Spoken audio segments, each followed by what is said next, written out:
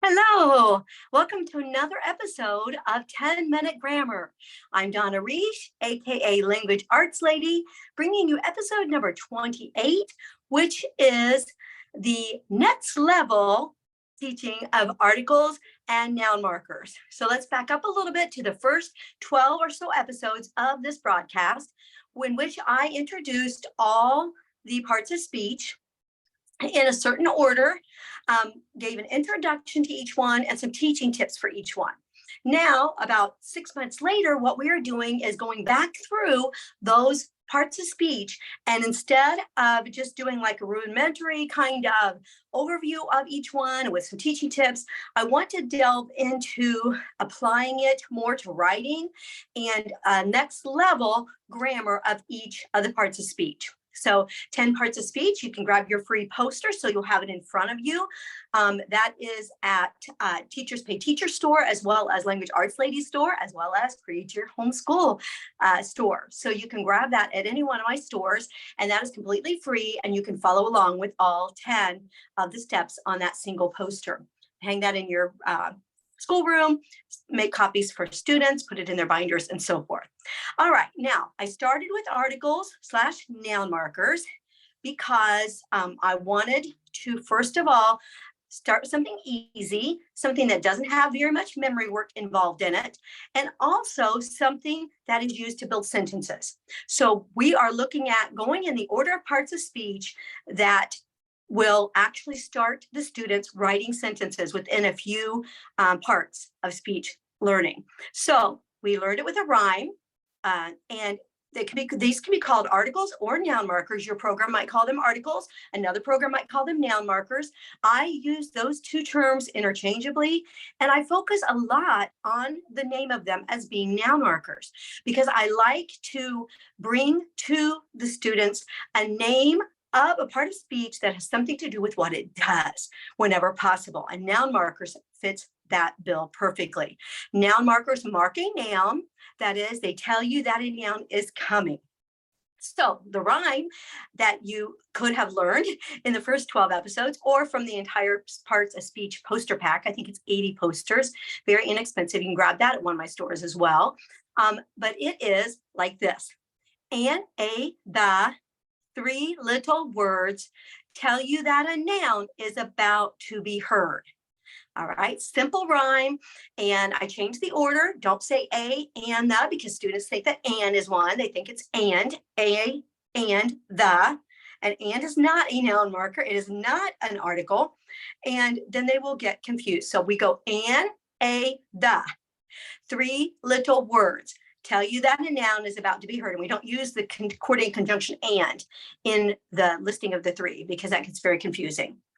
All right, so the first thing that I want to tackle with these noun markers is the idea when children call the, and they call the, right? So the same word, the, but you will often see students reading it as the.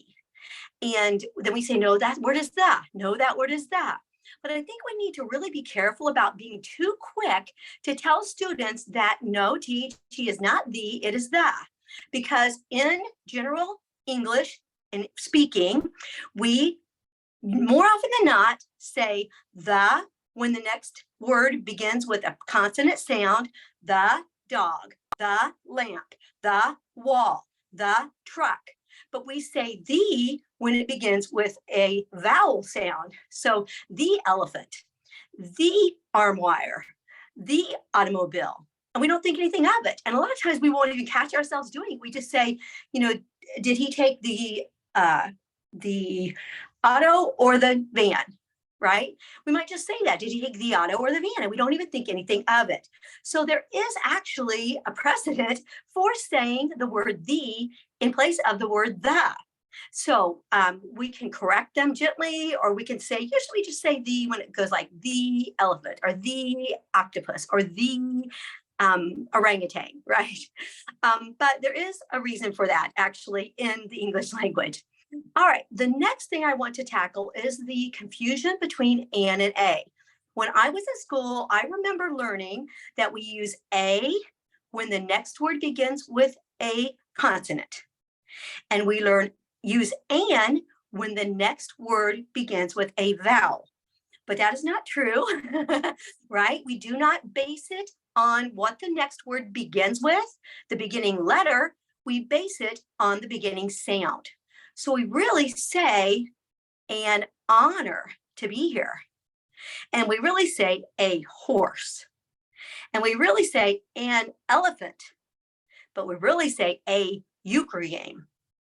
So do not teach students that whether you use an or a is based on what the next word begins with. Instead, teach them that an or a will be used based on the sound you hear afterwards. So in the case of honor, it starts with an H, but we say an honor. In the case of a euchre game or a unicorn, those begin with vowels, but they begin with ya, a consonant sound. So we use a before those. So it is a before a consonant sound and an before a vowel sound, regardless of the actual letter making the sound. All right, the next problem comes up a lot, and that is definite versus indefinite pronoun. Noun markers. Articles are also definite, indefinite pronouns too. But the definite noun marker or article is the. This is the bottle. That is the teacher. This is the lamp. It's a very specific one. Whereas when we say an or a, those are indefinite. So think about definite as being the right definite. This is for sure it. And indefinite as being not for sure. In means not, right? It's a prefix, right? So indefinite means not for sure. So a definite noun marker article is the.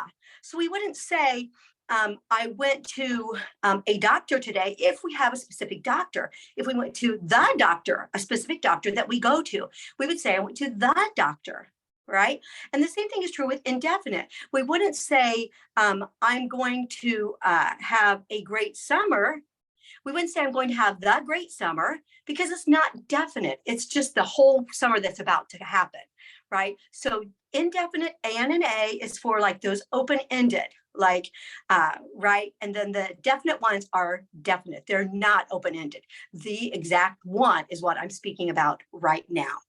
All right, lastly, I'm going to touch on the purpose from a noun marker. We said in the beginning, an, a, the, three little words tell you that a noun is about to be heard, right?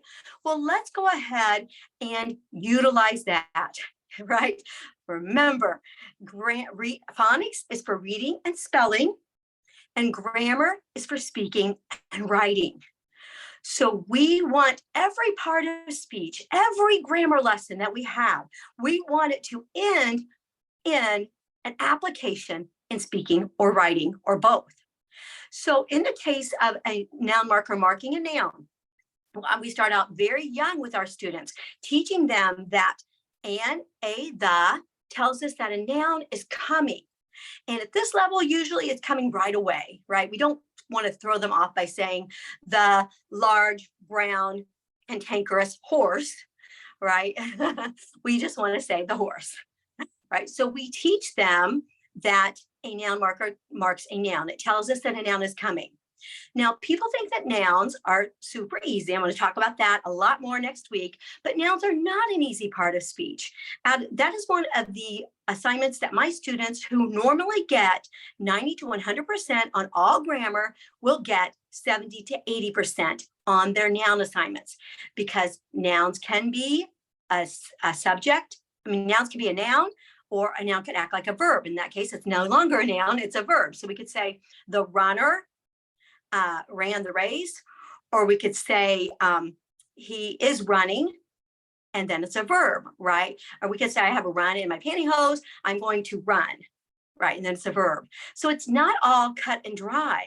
And so having this tool in their back pocket where they always look and say, wait a minute, that's a the before it, it's going to be a noun. That's an and before it, it's going to be a noun.